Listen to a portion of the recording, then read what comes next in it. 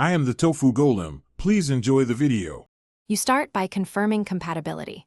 Check your motherboard manual or vendor spec to see if TPM2.0 is supported or a discrete module fits. Once done, make a full system image and export any BitLocker or encryption keys so you can recover if something fails. Then obtain the correct TPM2.0 firmware or the vendor-approved discrete TPM module. You need exact part numbers. Do this now because you cannot safely proceed without recovery media and a verified compatible module or firmware. You now install or activate the TPM.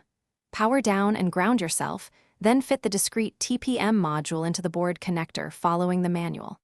Next, boot into BIOS or UEFI.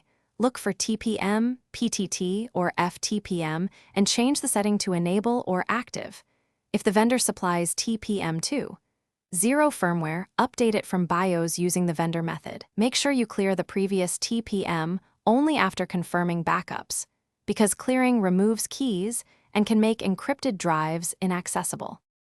You finish by booting the operating system and verifying TPM2.0 presence with your OS TPM tool. On Windows, run TPM, MSC or TPM tool, and on Linux, check /dev/TPM0 or TPM2 tools.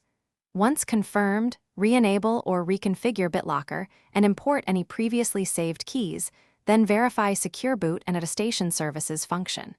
If you encounter problems, restore your system image and exported keys. Then double-check that the module and BIOS.